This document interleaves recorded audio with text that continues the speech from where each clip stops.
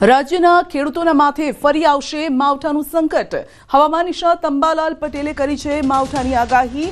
December મહિનામાં વાતાવરણમાં આવશે પલટો। 16 અને 17 ડિસેમ્બરે માવઠાની શક્યતા છે। પશ્ચિમી વિક્ષેપની શક્યતાના કારણે વરસાદ પણ વરસશે। ફેબ્રુઆરી અને માર્ચમાં પણ માવઠાની આગાહી છે।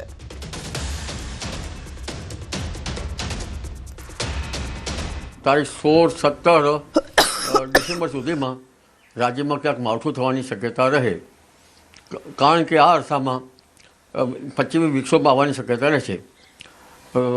સૂર્ય દક્ષિણાવર્તી થતો જશે તેમ તેમ પશ્ચિમી વિક્ષોભ નીચે આવવાની શક્યતા રહેશે। તો ફરી માવઠાનું સંકટ તોડાઈ રહ્યું છે। ડિસેમ્બર મહિનામાં વાતાવરણમાં પલટો આવશે। અરબી સમુદ્રમાં એક સિસ્ટમ છે, બીજી સિસ્ટમ બંગાળની ખાડીમાં છે અને બંગાળની ખાડીમાં બનેલી સિસ્ટમ વાવાઝોડામાં પરિવર્તિત થઈ રહી છે, જેના કારણે દક્ષિણ ભારતમાં સંકટ છે, પરંતુ આ સંકટ ગુજરાત પર પણ તોડાઈ રહ્યું છે અને ડિસેમ્બર મહિનો માવઠાવાળો રહી શકે છે। બોટાદ તાલુકાના લાઠીદડ સબ યાર્ડ ખાતે ટેકાના ભાવે કપાસની ખરીદીનો શુભારંભ કરાયો છે। બોટાદ જિલ્લાના આશરે 8,000 ખેડૂતો દ્વારા કપાસને લઈ રજીસ્ટ્રેશન કરાવાયું છે અને કપાસના શુભારંભ સમયે બોટાદ માર્કેટિંગ યાર્ડના ચેરમેન મનહર માતરિયા, જિલ્લા ભાજપ પ્રમુખ મયુર પટેલ તેમજ અન્ય સ્થાનિક આગેવાનો અને ખેડૂતો હાજર રહ્યા હતા। ખુલ્લા બજારમાં હાલ ખેડૂતોને 1400ની આસપાસનો ભાવ મળે છે, ત્યારે ટેકાના 1612 રૂપિયા જેટલો ભાવ મળી રહ્યો છે અને 20 કિલોએ ખેડૂતને 150થી 200 રૂપિયાનો ભાવ ટેકાની ખરીદીમાં મળે છે, જેથી યાર્ડના ચેરમેન તેમજ ખેડૂતોએ ખુશી વ્યક્ત કરી છે। આ કાર્યક્રમની અંદર જિલ્લા ભાજપના પ્રમુખ મયુરભાઈ પટેલ, રસિકભાઈ, અમારા ડિરેક્ટર સીબી પટેલ સહિતના અધિકારીઓની હાજરીમાં આજે સીસીઆઈની કામગીરી શરૂ કરવામાં આવી છે। બજાર અને અત્યારના ભાવને તમે જુઓ તો ખેડૂતની અંદર લગભગ 150 રૂપિયાનો મને ફાયદો થાય છે। તો અસંખ્ય ખેડૂત બોટાદ જિલ્લાનો આમ તો કપાસનો મુખ્ય ગુજરાતની અંદર જો સૌથી ઉત્પાદન થતું હોય તો બોટાદ ખાતના જિલ્લાની અંદર કપાસનું ઉત્પાદન છે, ત્યારે સૌથી વધુ બોટાદના જિલ્લાના ખેડૂતોને અહીંયા લાભ થવાનો છે। ખેડૂતને 100 થી 150 રૂપિયાનો છે ફાયદો છે। ખુલ્લા બજારમાં 1400 થી 1500 રૂપિયાના ભાવ ગણવાના, આમાં 1612 રૂપિયા આપે છે। ફાયદો થાય। હરિયાણાના બાસ્કેટબોલ ઉપર પડતા ખેલાડીનું મોત થયું છે, તો ઝજ્જર જિલ્લાના બહાદુરગઢની આ ઘટના છે। શહીદ બ્રિગેડિયર હોશિયારસિંહ સ્ટેડિયમમાં આ ઘટના બની છે। પ્રેક્ટિસ કરતી વખતે છાતી પર પડ્યો હતો બાસ્કેટબોલ પોલ। હૂપમાં બોલ નાખતા સમયે આ પોલ તૂટી પડ્યો હતો, તો પોલ પડ્યાનો આ વિડીયો સામે આવ્યો છે। 15 વર્ષીય અમનનું સારવાર દરમિયાન મોત થયું છે।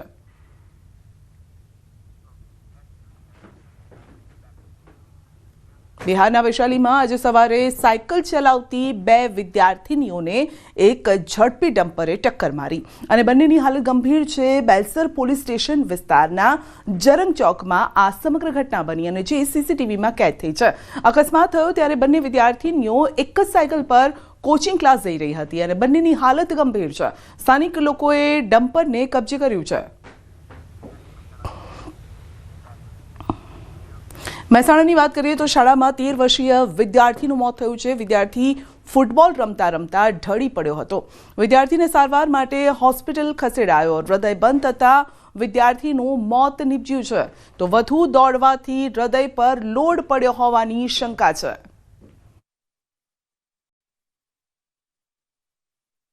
રમતા રમતા બધા છોકરાની હાજરીમાં જે નીચે પડી ગયો, એટલે પડી ગયો એટલે છોકરાઓને ખબર કે આનું 1 વર્ષ પહેલા આવું થયેલું, એટલે પાણી છોટ્યું હોય ઢંઢોળ્યો, પણ એ છોકરો ઊભો થયો નહીં। એટલે છોકરાઓ વોર્ડન પણ સાથે જ હતા, હોસ્ટેલના વોર્ડન હોય ને એ બીજા સ્ટાફ મેમ્બરો હતા, એ બધા ઇમિડિયેટ એને વોટર પાર્કમાં દવાખાને લઈ ગયા। એટલે ડૉક્ટરે બિચારાએ આર્ટિફિશિયલ પમ્પિંગ કરવાનો પ્રયત્ન કર્યો, ઇન્જેક્શન આપ્યું, પેલું હાર્ટનું આવે ને ઇમરજન્સીનું, એ પણ આપ્યું, પણ અલ્ટિમેટલી આ બાળક બિચાર રિવાઇવ થઈ શક્યું નહીં। તો રમતા રમતા મોત મળ્યું છે, તો આપ જોઈ શકો મહેસાણામાં પણ એકનું મોત થયું। 2 બાળકોના મોતના સમાચાર છે। વોલીબોલ રમતા વિદ્યાર્થીને અટેક આવ્યો અને આ તરફ મહેસાણામાં પણ મોતના સમાચાર. ફૂટબોલ રમતા સમયે પણ વિદ્યાર્થી ઢળી પડ્યો હતો. તો નાની ઉંમરમાં આ પ્રકારે હૃદય બંધ પડવાના જે કિસ્સા છે, કારણ કે શિયાળો આવતા જ હૃદયની તકલીફો પણ વધી જતી હોય છે અને ભલે બહારથી બાળકો દેખાવમાં પણ હુષ્ટપુષ્ટ લાગતા હોય, નિયમિત કસરત કરતા હોય, તેમ છતાં પણ આ પ્રકારના જ્યારે સમાચાર આવે છે ત્યારે વાલીઓમાં ચિંતા વધી જાય છે. સુરતના વરાછામાં વાલીઓ માટે ચોંકાવનારો કિસ્સો સામે આવ્યો છે. હેમકુંજ સોસાયટીમાં ઘરની અંદર રમી રહેલી 2 વર્ષની ક્રિયા ચૌહાણ નામની બાળકી 3જા માળે રૂમમાં ફસાઈ ગઈ. ફાયર વિભાગની ટીમ દ્વારા દરવાજો તોડી બાળકીને સલામત રીતે બહાર કઢાઈ અને બાળકી બહાર આવતા પરિવારે રાહતનો શ્વાસ લીધો છે. તો બાળકી ઘરમાં ફસાઈ ગઈ હતી. વરાછામાં વાલીઓ માટે ચેતવણીરૂપ કિસ્સો છે. નાના બાળકો હોય તો તેમની સાથે રહો. 2 વર્ષની બાળકી એ રૂમ લોક કરી નાખ્યો ને જેના કારણે તે અંદર જ ફસાઈ ગઈ હતી. ત્યારબાદ ફાયર વિભાગની ટીમને બોલાવવામાં આવી, દરવાજો ખોલવામાં આવ્યો ને બાળકીને બહાર કઢાઈ. પાટણમાં જિગ્નેશ મેવાણીના સમર્થનમાં રેલી યોજાઈ છે. જિલ્લા કોંગ્રેસ આવ્યું છે જિગ્નેશ મેવાણીના સમર્થનમાં. જિલ્લા કોંગ્રેસ દ્વારા રેલી યોજી જિગ્નેશ મેવાણીના સમર્થનમાં કલેક્ટર કચેરી આવેદનપત્ર આપવા માટે તેઓ પહોંચ્યા. રેલીમાં પાટણ ધારાસભ્ય કિરીટ પટેલ, જિલ્લા કોંગ્રેસ પ્રમુખ સહિત કોંગ્રેસના કાર્યકરો અને મેવાણીના સમર્થકો પણ જોડાયા હતા. રેલી સ્થળે પોલીસ કાફલો ખડકી દેવાયો. જિગ્નેશ મેવાણીએ પોલીસના પટ્ટા ઉતારવા મામલે નિવેદન આપ્યું હતું અને જિગ્નેશ મેવાણીના નિવેદન બાદ રાજ્યભરમાં પોલીસ પરિવાર દ્વારા વિરોધ પણ નોંધાઈ રહ્યો છે. આ તરફ વાવ થરાદમાં પણ જિગ્નેશ મેવાણીના સમર્થનમાં મોટી સંખ્યામાં લોકો થરાદ ખાતે પહોંચ્યા. જિગ્નેશ મેવાણીના સમર્થનમાં રેલીમાં મોટી સંખ્યામાં લોકો જોડાયા. રેલીમાં સાંસદ જ્ઞાનીબેન ઠાકોર અને બનાસકાંઠા જિલ્લાના કોંગ્રેસ પ્રમુખ ગુલાબસિંહ રાજપૂત સહિત કોંગ્રેસના આગેવાનો જોડાયા. જિગ્નેશ મેવાણીના સમર્થનમાં રેલી થરાદ 4 રસ્તાથી કલેક્ટર કચેરી પહોંચી. જ્ઞાનીબેન ઠાકોર સહિત કોંગી આગેવાનો કલેક્ટર કચેરીમાં બેસી નારા લગાવ્યા. જિલ્લા કલેક્ટરને ડ્રગ અને દારૂની બદી બંધ કરાવવા માટે તેઓ આવેદનપત્ર પણ આપશે. જિગ્નેશ મેવાણીના પોલીસ પરના વિવાદિત નિવેદન મુદ્દે જ્ઞાનીબેને કર્યો છે બચાવ. કહ્યું છે કે જિગ્નેશભાઈનો કહેવાનો અર્થ બુટલેગરો વિરુદ્ધ કાર્યવાહીની માંગ હતી. ડ્રગ્સ, એમડી, ગુટખા, ગાંજો, દારૂ વેચવાવાળા બેફામ બન્યા છે. વાવથરા જિલ્લો ડ્રગ્સનો જિલ્લો બન્યો છે અને એવો પણ દાવો કર્યો. વધુમાં તેમણે કહ્યું છે કે એક વખત એમડીના રવાડે ચડેલો યુવાન આર્થિક રીતે પહોંચી ન વળે એટલે ગુનાઓના રવાડે ચડી જાય છે અને વાત આત્મહત્યા સુધી પણ પહોંચે છે. આ પ્રકારના દૂષણો અટકે એટલે પોલીસમાં રજૂઆત કરવી પડે. જિગ્નેશભાઈના કહેવાનો જે કઈ અર્થ હતો એટલો કે તમે ડ્રગ્સ વેચવાવાળા, એમડી વેચવાવાળા, ગુટકાઓ વેચવાવાળા, ગાંજો વેચવાવાળા અને દારૂઓ વેચવાવાળા એ જ્યારે બુટલેગરો એ બેફામ થઈને જ્યારે મહિલાઓ આવીને એમ કે અમારા દીકરાઓ હવે સુસાઇડમાં આવ્યા છે. આજે વાવથરાજ નવો જિલ્લો બન્યો પણ એ ડ્રગ્સનો જિલ્લો બન્યો છે અને ડ્રગ્સને એમડીનો જ્યારે જિલ્લો બન્યો હોય ત્યારે એક વખત એમડીના રવાડે ચડેલો કોઈ પણ યુવાન કે આર્થિક રીતે પહોંચી ના વળે એટલે ઘરમાં ચોરીઓ કરે, ઝઘડાઓ થાય અને પછી બધી રીતે ના પહોંચી વળે તો સુસાઇડ કરે. આવી અનેક ઘટનાઓ જ્યારે અમારી સામે આવ્યા છે ત્યારે એ ચિંતાનો વિષય છે અને એના માટે કરીને પોલીસ તંત્રને કહેવું પડતું હોય તો એમાં એક ધારાસભ્ય તરીકે અને વિપક્ષ તરીકે લોકોનો અવાજ એટલા સુધી પહોંચાડવો અમારી ફરજ છે. વિરોધીઓ પર તાક્યું છે નિશાન. વિદેશી તાકાતોના આધારે દેશને તોડવાનો પ્રયાસ. સોશિયલ મીડિયામાં બૂમ બરાડા પાડતા નેતાઓ નિશાને છે. કેટલાક નેતાઓ વિદેશી તાકાતોનો હાથો બન્યા છે. વસાવાનું કહેવું છે તો કેટલાકને ભારત વિકાસ કરે એ ગમતું નથી. 2047 સુધીમાં દેશ વિકસિત ભારત બની જાય, દેશ સમૃદ્ધ ભારત બને, આપણે આત્મનિર્ભર ભારત બને. જે આપણા દુશ્મનો જે છે વિદેશી એમને ના ગમે એ લોકો આપણા કેટલાક આપણા અંદર જે બમ બરાડા પાડે છે ને સોશિયલ મીડિયામાં જે ખોટી ખોટી બધી વાતો કરે છે ને એવા એમનો હાથો બનીને કુદમ કૂદ કરે છે. મારે નામ નથી લેવું તો તમે સમજી શકો છો. સમાજને સંગઠિત રાખવાનો છે, દેશને અખંડિત રાખવાનો છે. આ ભાગલાવાદી પરિબળોથી સાવધાન રહેવાનું છે. સાંસદ હેમાંગ જોશીએ રાહુલ ગાંધીને લખ્યો છે પત્ર. યુનિટી યાત્રામાં જોડાવા આપ્યો આમંત્રણ. ભારતીય તરીકે યાત્રામાં જોડાવા આમંત્રણ આપ્યું છે. પદયાત્રામાં જોડાઈ દેશની એકતાનો સંદેશ આપવો તેવું તેમનું કહેવું છે. સાંસદ તરીકે જો આપણને એવી તક મળે કે આપણે સમગ્ર કોંગ્રેસને આ ગુંગળામણમાંથી આઝાદ કરી શકીએ, આ યાત્રામાં ચાલતા ચાલતા જે પ્રકારે તમામ લોકો, તમામ મહાનુભાવો પણ આમાં જોડાવાના છે, તો એમની અંદર એક નવા પ્રકારની પરિપક્વતાનો પણ સંચાર થશે. લોકશાહીના મૂલ્ય સાચા શું હોય એ પણ એમને ખબર પડશે. એટલે આ બાબતે મેં આદરણીય રાહુલભાઈને આમંત્રણ આપ્યું છે. સુરતમાં અંદાજે 50 કરોડના ચીટિંગ કેસમાં સુરત CID વિવાદમાં આવી છે. ચીટિંગ કેસમાં આરોપીને CID ક્રાઇમે છોડી દીધાનો આક્ષેપ છે અને આ મામલે હાઈકોર્ટમાં પિટિશન કરવામાં આવી અને જે બાદ હાઈકોર્ટે સુરત CIDને નોટિસ ઇસ્યુ કરી છે. આ પિટિશન સામે હાઈકોર્ટમાં આજે સુનાવણી કરવામાં આવશે અને બીજી તરફ મુખ્ય આરોપી જયમ સોનાણી અને તેના ભાઈ અગસ્ત્ય અને પિતા મહેશ સોનાણીની આગોતરા જામીન અરજી ઉપર આજે સંભવતઃ સુનાવણી થશે. નોંધનીય છે કે ઘોડદોડમાં લેબગ્રોન ડાયમંડનો શોરૂમ ધરાવતા સોનાણી પિતા પુત્ર સામે અંદાજે 50 કરોડની ઠગાઈનો ગુનો નોંધાયો હતો અને જે કેસમાં CIDએ આરોપીને એરપોર્ટથી ચટકાયત કરીને ગણતરીના કલાકોમાં છોડી દેવાયો હતો, જેના ફોટો, વિડીયો પણ પુરાવા તરીકે રજૂ કરાયા. આ મુદ્દે CIDની કાર્યવાહી પર અનેક સવાલો ઉઠી રહ્યા છે. મધ્યપ્રદેશના સંત ભગવાન દાદા ગુરુ નર્મદા મૈયાની ચોથી પરિક્રમા કરી રહ્યા છે અને તેમની સાથે 2500થી વધુ ભક્તો પરિક્રમા કરવા જોડાયા છે. આ પરિક્રમા મધ્યપ્રદેશના ઓમકારેશ્વરથી દેવદિવાળીથી શરૂ કરવામાં આવી. 4243 કિલોમીટરની આ પરિક્રમા હોળીના દિવસોમાં પૂર્ણ થાય છે. તો હાલ દાદાગુરુ નર્મદા જિલ્લામાં છે અને ગોરાથી પગપાળા નર્મદા પરિક્રમા કરતા ભરૂચ તરફ આગળ વધી રહ્યા છે. તેમણે છેલ્લા 5 વર્ષથી અન્નનો દાણો પણ આરોગ્યો નથી અને માત્ર પાણી પીને પરિક્રમા કરી રહ્યા છે અને તેમણે જણાવ્યું છે કે મા નર્મદા એ શક્તિ છે, તેઓ આદ્ય શક્તિની ઉપાસના કરી રહ્યા છે. हमने नदी के रूप में शक्ति को पाया.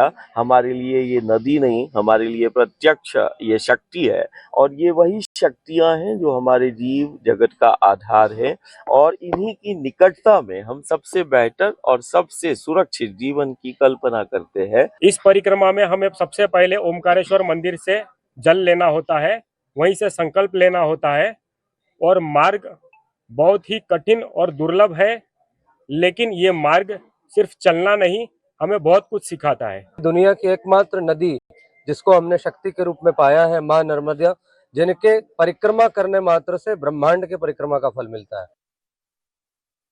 રોગાન આર્ટ કે જેને કલા, સંસ્કૃતિ અને પરંપરાનું જીવંત પ્રતીક ગણાય છે તે ફરી એકવાર ચર્ચામાં આવી છે, કારણ કે માધાપરના યુવા કલાકાર આશીષ કંસારાએ એક એવી અદ્ભુત કૃતિ તૈયાર કરી છે કે જેને જોઈને કચ્છની ભાવના અને ધોડાનું સૌંદર્ય જીવંત થઈ ઉઠે છે. રોગાન આર્ટ હાથથી બનાવાતી રંગની સૂક્ષ્મ લકીરોથી જન્મતી અદ્વિતીય કલા છે જે પેઢીઓથી ચાલતી આવે છે. માધાપરના કલાકાર આશીષ કંસારાએ રોગાન પેઇન્ટિંગમાં ધોડાનું સફેદ રણ, પૂર્ણિમાની ચાંદની, કચ્છનો પહેરવેશ, હાટ, કલાની ઝલક, સંસ્કૃતિ એક સાથે આબેહૂબ રીતે રજૂ કર્યા છે. કચ્છનું સૌંદર્ય, રણનું સૌંદર્ય વર્ણવ્યું છે. આપણા જે લોકનૃત્ય છે, લોકગાયક છે, ત્યાં કને લાઈવ ડેમો આપી રહ્યા છે. પછી આપણા હસ્તકળાના કારીગરો છે જે આપણી હાથવણાટની વસ્તુ ત્યાં વેચી રહ્યા છે, લાઈવ ડેમો આપી રહ્યા છે. ઊંટગાડી છે કે જેમાં આપણા સહેલાણીઓ, પ્રવાસીઓ ફરી રહ્યા છે, એ દર્શાવતી મેં આખી એક રોગાન પેઇન્ટિંગ બનાવી છે. કહેવામાં આવે છે કે મનુષ્યની શ્રદ્ધા અને આંતરિક શક્તિ ઘણી વખત તે કરી શકે છે જે દવાઓ અને મેડિકલ સાયન્સ પણ ન કરી શકે. સુરતના નીલાબેન વરિયા તેની જીવંત સાબિતી છે. વર્ષો સુધી આંતરડાની ગંભીર બીમારીથી પીડાતા નીલાબેન આજે સંપૂર્ણ રીતે સ્વસ્થ છે અને તે પણ કંપનીની દવા વગર માત્ર રામ નામના જાપ અને ચિત્રકલાના આધારે આ ચમત્કારિક યાત્રા દરમિયાન તેમણે એવું અનોખું પેઇન્ટિંગ તૈયાર કર્યું છે કે અદ્ભુત વાત એ છે કે જ્યારે પ્રધાનમંત્રી નરેન્દ્ર મોદી અયોધ્યામાં ધર્મધ્વજાની ઐતિહાસિક વિધિ કરી રહ્યા હતા, બરાબર એ જ ક્ષણે નીલાબેનનું આ ચિત્ર પણ પૂર્ણ થયું અને તેને તેઓ દૈવી સંયોગ ગણાવે છે. આ ચિત્ર નીલાબેન માટે માત્ર એક કલાકૃતિ નથી, તે તેમની જીવન રક્ષા, શ્રદ્ધા, સકારાત્મકતા અને પુનર્જન્મની વાર્તા છે અને તેમની દિલી ઈચ્છા છે કે આ ચિત્ર તેઓ રૂબરૂ પ્રધાનમંત્રી નરેન્દ્ર મોદીને ઉપહાર રૂપે આપે. શ્રી રામનું ચિત્ર મેં બનાવવાનું શરૂ કર્યું, ઘણા સમયથી બનાવું છું, પણ રામ નામે જે ચમત્કારો થયા છે ને, તો એના પછી પેઇન્ટિંગ બનાવતા બનાવતા હું એટલી સરસ મારું થઈ ગયું છે શરીર કે હવે મને સારું લાગે છે. બધી વસ્તુ ખાવું પીવું જે પ્રોબ્લેમ હતી ઘણી સારી થઈ ગઈ છે. ડૉક્ટરનું બી કહેવાનું એવું છે કે બહુ સારું કહેવાય કે એટલું સારું રિઝલ્ટ છે, પણ હું તો એવું માનું છું કે રામનો આશીર્વાદ છે, એનો ચમત્કાર છે મારા પર કે હું આ કામ કરી શકું છું. એની ઈચ્છાથી જ મારાથી આ પેઇન્ટિંગ પૂરું થયું છે.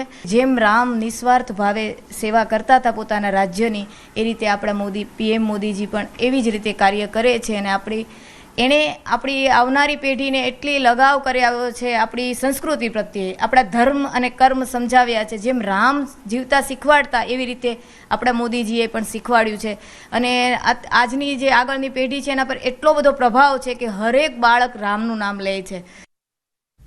બુલેટિનમાં આગળ વધીશું નાનકડા બ્રેક બાદ.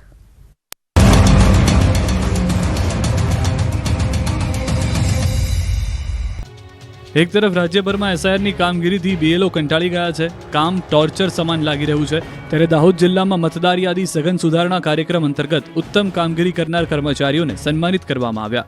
દાહોદના કલેક્ટર યોગેશ નિરગુડે દ્વારા શ્રેષ્ઠ કામગીરી કરનાર બૂથ લેવલ ઓફિસર અને સુપરવાઇઝરને સન્માનપત્ર આપી પ્રોત્સાહિત કરવામાં આવ્યા. ઝડપી, ચોકસાઈપૂર્ણ અને જવાબદારીપૂર્વક કામગીરી કરનાર BLOને વધાવી લેવાયા. કાર્યક્રમ દરમિયાન BLO સહિતની ટીમે પોતાના અનુભવ શેર કર્યા અને ભવિષ્યમાં વધુ અસરકારક કામગીરી કરવાનો સંકલ્પ વ્યક્ત કર્યો. આ તરફ મહેસાણા જિલ્લામાં SIRની કામગીરી કરનારનું પણ સન્માન કરવામાં આવ્યું. જિલ્લામાં 17 શિક્ષકોએ 100% કામગીરી પૂર્ણ કરી. 100% કામગીરી કરનાર શિક્ષકોનું સન્માન કરાયું. ચૂંટણી અધિકારી દ્વારા સન્માનપત્ર અપાયા. વડગામના ધારાસભ્ય પોલીસ વિરુદ્ધ બેફામ વાણી વિલાસને લઈને રાજ્યભરમાં આક્રોશ ફાટી નીકળ્યો છે. પોલીસ પરિવારો મેવાણીના બફાટનો વિરોધ કરી રહ્યા છે, રોડ પર ઉતરી કરી રહ્યા છે પ્રદર્શન. ત્યારે હિંમતનગરમાં પણ લોકોએ મેવાણીની ધમકીને લઈને વિરોધ કર્યો. હિંમતનગર જિલ્લામાં કોંગ્રેસની જન આક્રોશ યાત્રા પહોંચતા પોલીસ પરિવારે રોકી હતી. કોંગ્રેસના વાહનોને રોકીને મહિલાઓ દ્વારા પ્લેકાર્ડ દર્શાવી વિરોધ દર્શાવવામાં આવ્યો.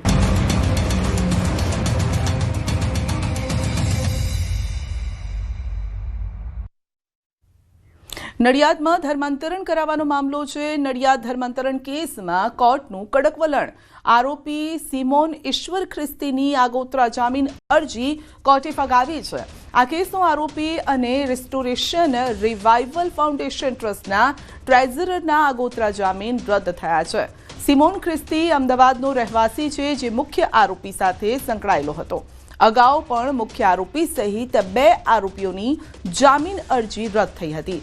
આરોપી સિમોન ખ્રિસ્તીએ પોલીસ ધરપકડ કરે તે પહેલા નડિયાદ સેશન્સ કોર્ટમાં આગોતરા જામીન અરજી કરી હતી. નડિયાદની એડિશનલ સેશન્સ જજે જે આરોપી સિમોન ઈશ્વરભાઈ ખ્રિસ્તી, જેણે આગોતરા જામીન મેળવવા માટે જામીન અરજી દાખલ કરેલી, તે નામંજૂર કરતો હુકમ આજરોજ કરેલ છે.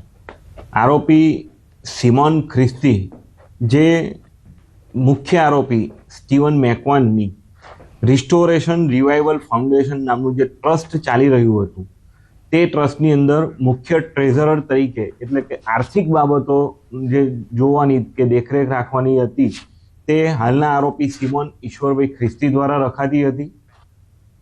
પોલીસ કમિશનરે ઈસનપુર અને ચંડોળા તળાવનું નિરીક્ષણ કર્યું. ડિમોલિશન બાદ આગળની કામગીરીની તેઓએ સમીક્ષા કરી છે, નિરીક્ષણ કર્યું. તાજેતરમાં જ ઈસનપુર તળાવમાં થયેલા દબાણો દૂર કરાયા છે. પોલીસ કમિશનર દ્વારા ડીસીપી ઝોન 6 સહિતના અધિકારીઓ પાસેથી માહિતી મેળવી ચંડોળા તળાવમાં ચાલી રહેલ કામગીરીની સમીક્ષા કરી. એરપોર્ટ જેવી સુવિધા હવે કાલુપુર રેલવે સ્ટેશન પર અમદાવાદના કાલુપુર રેલવે સ્ટેશનની કાયા પલટ થવા જઈ રહી છે. વર્લ્ડ ક્લાસ રેલવે સ્ટેશન બનશે.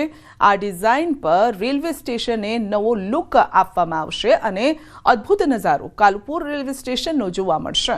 Kalupur railway station garden, mall, elevation road, આ સાથે બુકિંગ એરિયા, રેસ્ટરૂમ આધુનિક ટેકનોલોજી સાથે ઊભું કરાશે.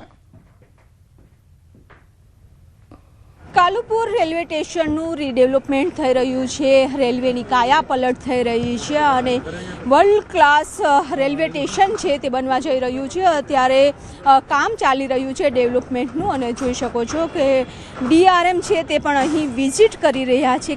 અત્યારે જે મુલાકાત ચાલી રહી છે. સર, किस तरह से काम चल रहा है? और काम बहुत अच्छे से चल रहा है, बहुत तेज़ी से चल रहा है. ये जो पूरा वर्ल्ड का सबसे बड़ा स्टेशन डेवलपमेंट का प्रोग्राम है. अभी हम जो खड़े हैं ये सेकंड फ्लोर पे खड़े हैं. ये कॉन्कोर्स लेवल है. ये कॉन्कोर्स लेवल 17 एकड़ का बनेगा. 17 एकड़ का मतलब है कि 4 से 5 लाख लोग आसानी से इस पर खड़े हो सकते हैं, यहाँ रह सकते हैं, डिफरेंट एक्टिविटी हो सकती है. आप देखिए इधर से एलिवेटेड रोड आ रहा है. एलिवेटेड रोड का पोर्शन है, देखिए उधर से आ रहा है. ये एलिवेटेड रोड का पार्ट है. इस पर गटर रखा जाएगा और सीधे इस कॉन्कोर्स में लोग आ सकते हैं. લોકોને છે તમામ પ્રકારની ટ્રેન મળશે. બુલેટ ટ્રેન હોય, મેટ્રો ટ્રેન હોય, MTS, BRTS તમામ ટ્રાન્સપોર્ટની વ્યવસ્થા છે તે એકસાથે જોડવાનો પ્રયાસ છે તે કરવામાં આવી રહ્યો છે. કેમેરામેન પ્રકાશ દેસાઈ સાથે વિભુ પટેલ, ન્યૂઝ 18 ગુજરાતી, અમદાવાદ. પંચમહાલ જિલ્લાના ગોધરાના નદીસર ગામમાં ખનીજ માફિયાઓ બેફામ બન્યા છે. ગ્રામ પંચાયતની પડતર અને ગૌચર જમીનમાંથી કરતા હતા ગેરકાયદેસર ખનન. 4.66 કરોડની માટી ખનન કરી સરકારી મિલકતને નુકસાન પહોંચાડવામાં આવ્યું છે. ગ્રામજનોની ઉગ્ર રજૂઆત છે ખનીજ માફિયાઓ સામે આ કાર્યવાહી કરવામાં આવે. જિલ્લા ખાણ ખનીજ વિભાગ દ્વારા માફિયાઓ સામે નોંધવામાં આવી પોલીસ ફરિયાદ અને 3 વ્યક્તિઓ સામે ફરિયાદ નોંધીને કાર્યવાહી કરાઈ છે. અગાઉ સરપંચ, તલાટી અને સભ્યોએ સ્થળ પર જઈ ખનન બંધ કરાવ્યા બાદ પણ પુનઃ શરૂ થઈ હતી આ પ્રવૃત્તિ.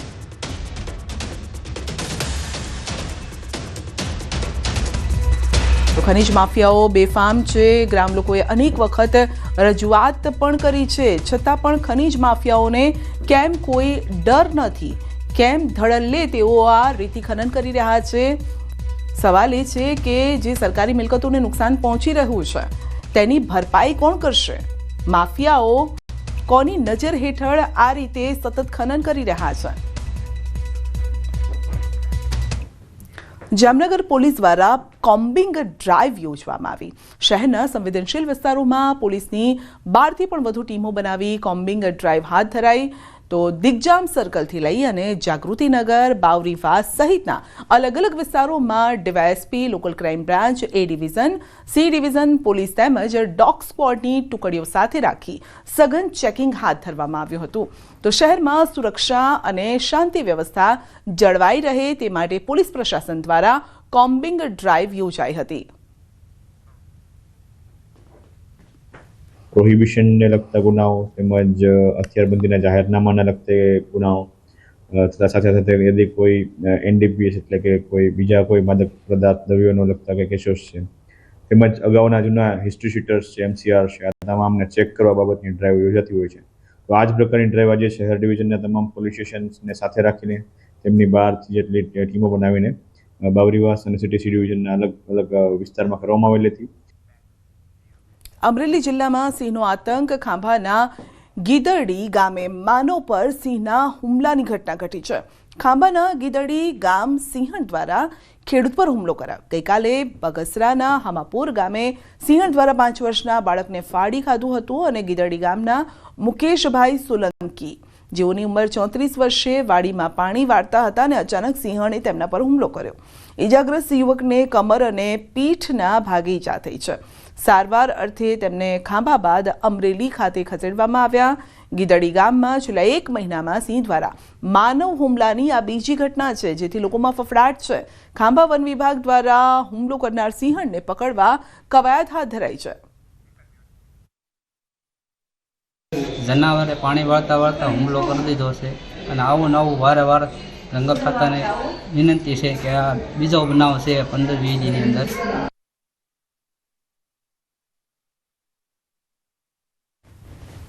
અમરેલીના બગસરામાં સિંહણને પકડવા વન વિભાગનું મેગા રેસ્ક્યુ ઓપરેશન. હામાપુર ગામે 5 વર્ષના બાળકને ફાડી ખાનાર સિંહણને પકડવા વન વિભાગે મેગા રેસ્ક્યુ ઓપરેશન કર્યું છે. વન વિભાગ દ્વારા 1 સિંહણ 4 સિંહ બાળને પાંજરે પુરાયા છે. રેસ્ક્યુ કરેલ સિંહણ અને 4 સિંહ બાળને પકડી જૂનાગઢ સકરબાગ ઝૂમાં લઈ જવામાં આવ્યા છે. એસીએફ તેમજ ROF સહિતનો વન વિભાગનો સ્ટાફ મેગા ઓપરેશનમાં જોડાયો. માનવભક્ષી સિંહણ પાંજરે પુરાતા ગ્રામજનોએ રાહતનો શ્વાસ લીધો. તો ધારીના બોડી ગામમાં બિંદાસ ફરતા ખૂંખાર દીપડાના સીસીટીવી સામે આવ્યા. બોડી ગામના બજારમાં નહીં રહેણાંક મકાનની અગાસી પર લટાર મારતો દીપડો જોવા મળ્યો છે. હિંસક જંગલી પ્રાણીઓના સતત આંટાફેરાથી ગામ લોકોમાં ભય છે. શિકારની શોધમાં ફરતા સાવજ દીપડાઓ માણસને પણ હવે નિશાન બનાવી રહ્યા છે. તો ગઈકાલે જ બગસરાના હામાપરમાં સિંહે બાળકને ફાડી ખાધું હતું. વંથલીના ગ્રામ્ય વિસ્તારમાં દીપડાના આંટાફેરા. સુખપુર ગામના ખોડિયાર મંદિર નજીક દીપડો દેખાયો. સાંજના સમયે દીપડાએ દેખા દેતા ગ્રામજનોમાં ફફડાટ છે. અવારનવાર વન્યજીવો ગામમાં આવી ચડે છે અને લોકોના ધબકારા વધારે છે. અગાઉ પણ દીપડાઓ રહેણાંક વિસ્તાર નજીક આવી ચડ્યા છે અને અનેક ઘટનાઓ પણ બની ચૂકી છે. ક્યારેક પશુઓને નિશાન બનાવે છે, ક્યારેક માનવ પર હુમલા કરે છે. તો ફરી દીપડો દેખાતા ગ્રામજનોએ માંગ કરી છે કે દીપડાને પાંજરે પૂરો. તો જૂનાગઢમાં પણ રખડતા ઢોરનો આતંક. આખલાની લડાઈમાં વધુ એક યુવાનનો ભોગ લેવાયો છે. કેશોદના લીમડા ચોક વિસ્તારમાં ઘટના બની. 2 આખલાની લડાઈએ યુવાનને અડફેટે લીધો. અંદરોઅંદર ખૂટિયા ઝઘડતા હતા અને એ ખૂટિયા એ બાઇક ઉપર પડી અને એ યુવક ઉપર પડ્યા અને સ્થળ પર જ એનું કમકમાટી ભર્યું મોત થયું. વાત નગરપાલિકાની બેદરકારીની છે. અગાઉ 6 મહિના પહેલાં પણ એક SBIના બેંક કર્મચારી, નિવૃત્ત બેંક કર્મચારીનું મૃત્યુ થયું. ત્યારે પણ પોલીસ ફરિયાદ દેવાની. આજે પણ પોલીસે પંચનામું કર્યું. પોલીસ અને પાલિકા એ એમના ઢાક પીછોડા કરી અને આ કામ પૂરું કરે. પણ પાલિકાને મારે એક શહેર કોંગ્રેસના પ્રમુખ તરીકે પૂછવું છે કે તમે આંકડો જાહેર કરો કે કેશોદમાં રખડતા પશુઓના ત્રાસથી 50 કે 500 લોકોના મોત થાય, પછી અમે આ પશુઓને પકડી અને પાંજરે પૂરશું. એટલે પ્રજા, કેશોદની જનતા છે એ તમારી કોઈ આશા ના રાખે. બુલેટિનમાં અત્યારે બસ આટલું જ. રજા આપશો. નમસ્કાર.